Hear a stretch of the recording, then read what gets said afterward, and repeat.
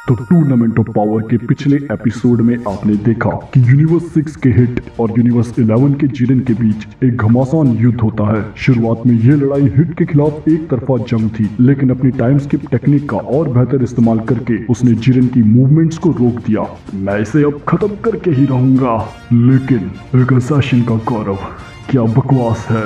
Jiren की गजब की ताकत के सामने हिट के हमले कमजोर पड़ने लगते हैं और आखिर में हिट नॉकआउट हो जाता है। यूनिवर्स 6 ने हिट को खो दिया है। क्या इरेज होने की अगली बारी यूनिवर्स 6 की है? और हिट को हराने के बाद जिरेन अब मेडिटेट करना स्टार्ट कर देता है। अब आगे 危機として戦闘狂サイヤ人バトル再び。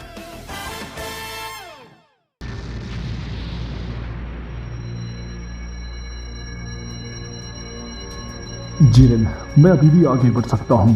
क्या गोकू ठीक है? उसका शरीर थक चुका है, लेकिन उसमें हिम्मत बहुत है। उसकी लड़ने की चाहत को खत्म करना बहुत मुश्किल है।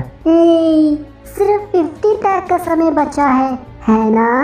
जी हाँ, आधा समय अब बीत चुका है। टाइम के खत्म होने पर क्या होगा? हमें फिर से बताओ ना। वो यूनिवर्स जिसके सबसे ज्यादा फाइटर्स मैदान पर मौजूद होंगे जीत जाएगा। सिर्फ 7 योद्धाओं के साथ यूनिवर्स 7 अब लीडिंग पोजीशन पर अकेला है। अभी मौका है सन गोकू को हराने का। मॉस को समक कहते हैं, सन गोकू को निशाना बनाओ। और फिर तभी यूनिवर्स 3 के 3 रोबोट वॉरियर गोकू पर एक साथ हमला करने लगते हैं। वो गोकू से लड़ रहे हैं। गोकू तो अभी रिकवर कर रहा था। ये बहुत गलत बात है। आखिर तुम लोग इतने जाहिल कैसे हो सकते हो? हम सबको गोकू पर भरोसा करना होगा। गोकू मुसीबत में है गोहान, इन्हें मैं देखता हूँ। तुम जाओ गोकू की मदद करो। फिक्र मत कीजिए पिकलो, मुझे भरोसा है डैड बिल्कुल ठीक हैं। और फिर पिकलो और गोहान यूनिवर्स 6 के इन 2 नेमेकियन से लड़ने लगते हैं। और फिर यूनिवर्स 4 की ये मोटी औरत केल और कॉलीफ्ला पर अचानक हमला कर देती है। मोना अब लड़ने लगी है। वो भी जानती है कि अभी सही वक्त है बिना हिट के यूनिवर्स 6 को कुचलने का। लेकिन तभी वहाँ काबा बीच में आके मोना से लड़ने लगता है और केल और कॉलीफ्ला को वहाँ से जाने को कहता है ताकि उनका स्टेमिना बचा रह सके। ये दोनों यूनिवर्स 6 के सीक्रेट पावरफुल वॉरियर्स हैं और मैं भी एक सैयन हूँ। मुझे खुद को कम नहीं समझना चाहिए। और फिर काबा सुपर सैयन में बदलकर इस मोटी मोना की धुलाई कर देता है। लेकिन फिर तभी ये मोटी और भी मोटी बन के एक बॉल की तरह काबा से टकरा के उसे मारने लगती है। एक बॉडी स्लैम के बाद काबा जख्मी हो जाता है और नॉर्मल फॉर्म में वापस आ जाता है। और फिर इस मोटी बॉल की एक टक्कर से काबा स्टेज के बाहर फेंक दिया जाता है। काबा! ये क्या, मैं दुश्मन के स्टेमिना को कम भी नहीं कर पाया, लेकिन कम से कम शायद मैंने केल और कॉलीफ्ला सान को थोड़ा समय जरूर दिया है। लेकिन तभी वेजिटा कहीं से आके काबा के हाथ को पकड़ लेता है और उसे अरीना के अंदर वापस डाल देता है। मास्टर, ओए, तुम ये क्या कर रहे हो? हाँ, वेजिटा को ये नहीं करना चाहिए था। वो दोनों एक मास्टर स्टूडेंट का बॉन्ड शेयर करते हैं। ओए वेजिटा, तुम सबसे बेस्ट हो। हाँ, बीच में टांग अड़ाता है। शुक्रिया मुझे बचाने के लिए। लेकिन तभी वेजिटा काबा को लात मार के घुटनों के बल बिठा देता है। फालतू सोचने की कोई जरूरत नहीं है। मास्टर, मैंने तुम्हें नहीं बचाया है, बस मैं किसी कमजोर सैयन को हारते हुए नहीं देख सकता। मुझे माफ कर दें। तुम अपना वादा पूरा किए बिना हारने नहीं वाले, है ना? मेरा वादा? क्या तुम मुझे अपने प्लेनेट सदाला लेके नहीं जाने वाले थे? प्लेनेट सदाला का किंग बहुत ताकतवर है और आप ही की तरह बहुत गौरवशाली है। ओह, ऐसा है तो मुझे एक दिन उनसे जरूर मिलाना। हमारे यूनिवर्स में से एक यूनिवर्स इरेज हो जाएगा, इसलिए मैं वो वादा पूरा नहीं कर पाऊंगा। मैं जीत के सुपर ड्रैगन बॉल से तुम सबको वापस ला दूंगा। हमें? तब तो तुम अपना वादा पूरा कर सकते हो। मास्टर, और अगर मैं जीता तो मैं वादा करता हूँ आप सबको मैं भी वापस ला दूंगा। बकवास मत करो, मैं जीतने वाला हूँ। हाँ, आपने सही कहा। क्या वो दोनों दुश्मन हैं? क्या वो दोनों दोस्त हैं? वो दोनों क्या हैं? उनमें से एक मास्टर है और एक स्टूडेंट। Master, student. बिना अफसोस के एक सैयन की तरह लड़ो। जी हाँ मास्टर, एक सैयन के गुरु और स्टूडेंट का बॉन्ड। हाँ, ये तो काफी मजेदार है। और फिर दोस्तों ये मोटी मोना फिर से काबा पर हमला करने लगती है, लेकिन इस बार काबा की डिटर्मिनेशन वेजिटा की वजह से बहुत स्ट्रांग हो जाती है और मोना वेजिटा को कायर बोलने लगती है। अपने मास्टर वेजिटा के बारे में इतना कुछ सुनने के बाद काबा को कोई रोक नहीं पाया सुपर साइयन 2 की ताकत अपनाने से। काबा फुल रोर के साथ सुपर साइयन 2 में ट्रांसफॉर्म हो जाता है और फिर एक तेज एनर्जी ब्लास्ट से काबा इस मोना को नॉकआउट कर देता है। तुम हार गई, और वो भी उस छोटे बच्चे से। बहुत अच्छे काबा, जैसा मैं कहता हूँ वैसा करो और जीत पाओ। मोना सान के नॉकआउट होने के बाद यूनिवर्स 4 के सिर्फ 3 योद्धा बचे हैं। शाबाश। तो आखिर कब तक जिरेन वैसे ही बैठा रहेगा? क्या पागलपन है। चलो देखते हैं सबसे ज्यादा ताकतवर कैसा है। लेकिन तभी टोपो वेजिटा के सामने आके उसे फाइट के लिए चैलेंज करता है और वेजिटा ब्लू में ट्रांसफॉर्म होके टोपो से लड़ने लगता है और वहाँ फ्रीजा काबा के सामने आ जाता है। हेलो दोस्त, तुम काफी स्ट्रांग लगते हो, मैं तुमसे लड़ना चाहता हूँ। और फिर फ्रीजा काबा के तेज हमलों से खेलने लगता है, लेकिन काबा फ्रीजा के सामने बहुत कमजोर साबित होता है। काबा के सुपर साइयन 2 का कैलेक गन भी फ्रीजा का कुछ नहीं बिगाड़ पाता और फिर फ्रीजा गोल्डन फॉर्म में ट्रांसफॉर्म होके काबा को एक तेज एनर्जी ब्लास्ट से अरीना से बाहर फेंक देता है। फालतू का स्टेमिना मैंने इस कचरे पर वेस्ट कर दिया। उसने काबा पर हमला किया जब वो थका हुआ था। घटिया कमीना।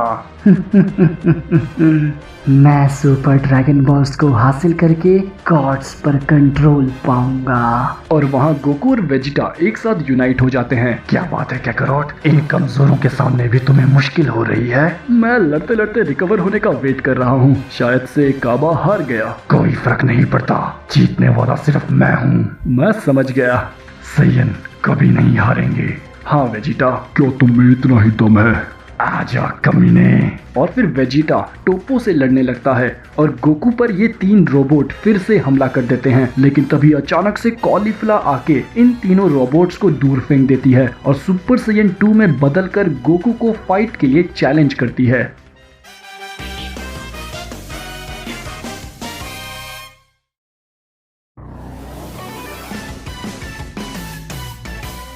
हमने हिट और काबा दोनों को खो दिया।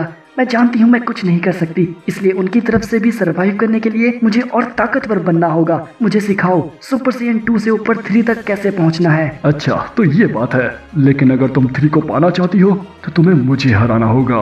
तुम ट्रांसफॉर्म नहीं होने वाले क्या? मैं जिरन के साथ लड़के काफी थक चुका हूँ, लेकिन मैं धीरे धीरे रफ्तार पकड़ लूंगा, तुम चिंता मत करो। आ जाओ सामने।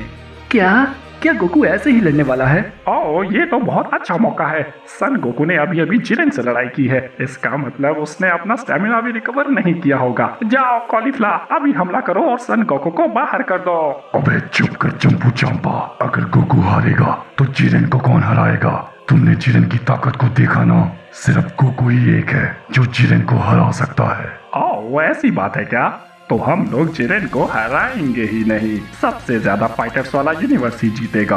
क्या आखिर टाइम कितना बचा है? शायद से सिर्फ 23 मिनट्स। तो आधा समय बीत चुका है। यूनिवर्स 11 के सिर्फ 3 योद्धा बचे हैं। अभी सबसे जरूरी है कि यूनिवर्स 7 के फाइटर्स की गिनती कम हो, और जब टाइम खत्म होगा तो हम जीतेंगे अपने बचे हुए 4 योद्धाओं की मदद से। ओले बीरश, कैसा लगा? और वहाँ नीचे कॉलीफ्ला गोकू पर डायरेक्ट हमला करना स्टार्ट कर देती है। गोकू उसके हर हमले को बहुत अच्छे से डॉज करता है, लेकिन नॉर्मल मोड में रहने के बाद भी वो कॉलीफ्ला को एक किक से दूर पटक देता है। नामुमकिन। क्या बात हो गई, ऐसे तो मैं नहीं हारने वाला। और फिर एक बार और कॉलीफ्ला गोकू पर हमला करती है, लेकिन गोकू उसकी टांग को पकड़ के गोल घुमा के दूर फेंक देता है। ओए ओए ओए, ये क्या हो रहा है? वो हार क्यों रही है? वो तो सुपर साइयन फॉर्म में है। मार्शल आर्ट्स कोई गली की लड़ाई नहीं होती। ये सोचना गलत है कि अंधाधुंध हमला करने पर हम जीत जाएंगे। तुम्हें अपनी दूरी कैलकुलेट करनी पड़ती है, अपने अपोनेंट्स के रिदम और चाल को सेंस करना पड़ता है। एक मौका ढूंढ के उसका पूरा फायदा उठाना होता है। सिर्फ एक सच्चा मार्शल आर्टिस्ट ही ऐसा कुछ कर सकता है। सिर्फ ताकत ज्यादा होने से कुछ नहीं होता। ओले चंपू चांपा, बहुत बुरा हुआ। शायद से कॉलीफ्ला की जगह ज्यादा ही नीचे है। ओए, प्लान बदलने का समय। गोकू सान को छोड़ो और भागो वहाँ से। मुंह बंद करो। और फिर दोस्तों गोकू और कॉलीफ्ला वापस लड़ने लगते हैं। गोकू अपनी मार्शल आर्ट्स टेक्निक से कॉलीफ्ला को उसके सुपर सैयन फॉर्म में भी पीटता ही जाता है, कभी आफ्टर इमेज टेक्निक तो कभी इंस्टेंट ट्रांसमिशन। और धीरे धीरे कॉलीफ्ला गोकू के फाइटिंग स्टाइल को समझने लगती है और उसे टक्कर देने में धीरे धीरे कामयाब होती जाती है। क्या बात है, कॉलीफ्ला गोकू के मूवमेंट्स को समझने लगी है। क्या गजब का सीखने का हुनर है। सुपर सैयन हो या ना, लेकिन वो गोकू है जिससे वो लड़ रही है। इसका मतलब कॉलीफ्ला सान में इतना पोटेंशियल पहले से ही मौजूद था।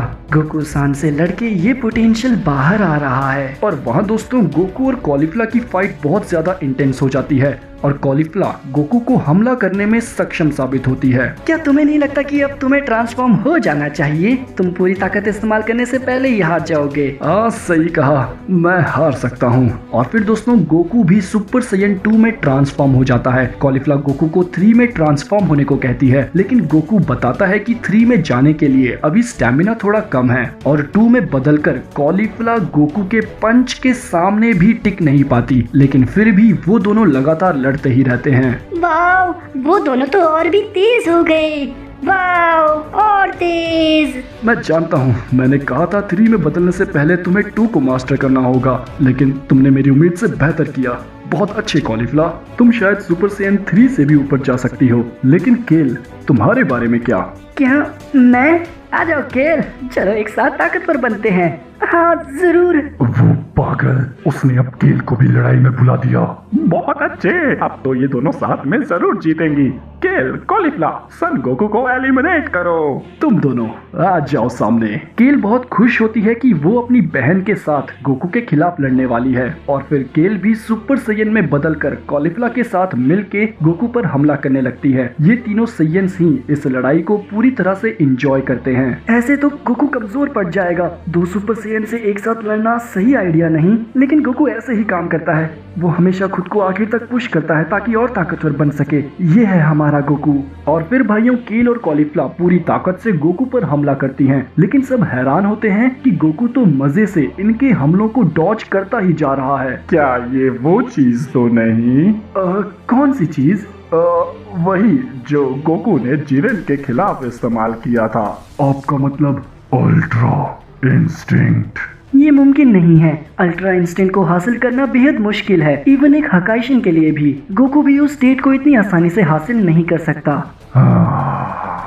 गोकू सान की सेंस केल और कॉलीफ्ला के हमलों की वजह से और शार्प होती जा रही है। और फिर दोस्तों केल और कॉलीफ्ला एक साथ गोकू पर एक बहुत बड़ा एनर्जी ब्लास्ट रिलीज कर देते हैं और धमाके के अंदर से गोकू सामने आता है सुपर सैयन 3 में ट्रांसफॉर्म होकर। तुम दोनों का शुक्रिया, तुम दोनों से लड़के मेरी ताकत बाहर आने से खुद को रोक नहीं पाई। क्या क्या कमाल की ताकत है। क्या यही है सुपर सैयन 3? लेकिन तभी दोस्तों गोकू नॉर्मल मोड में लौट आता है, क्योंकि अभी भी उसके पास इतना स्टेमिना नहीं था कि वो 3 में ज्यादा देर तक रह पाए। 2 से 3 तक वादा है, हम तुम्हें हरा के रहेंगे और उस ताकत को जरूर हासिल करेंगे। हम दोनों साथ में मैं ताकतवर बनूंगी अपनी सिस के साथ। और फिर दोस्तों इस ख्याल को मन में लिए केल अपने बर्सर्क फॉर्म में ट्रांसफॉर्म होने लगती है। सब इसे देखकर डरने लगते हैं, लेकिन इस बार केल पहले से काफी ज्यादा शांत थी। उसकी गजब की ताकत अब अंडर कंट्रोल थी। गोकू पूरी तरह से तैयार है कॉलीफ्ला और केल से भिड़ने के लिए। ये तो वही रूप है। वो फिर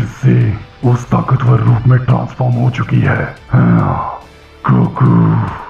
जैसे जैसे इन 3 योद्धाओं का मुकाबला बढ़ता जा रहा है, वैसे वैसे केल और कॉलीफ्ला भी ताकतवर होती जा रही है। केल वापस बर्सर्क बन चुकी है। क्या गोकू केल को रोक पाएगा? टूर्नामेंट ऑफ पावर खत्म होने में अब सिर्फ 22 मिनट्स बचे हैं।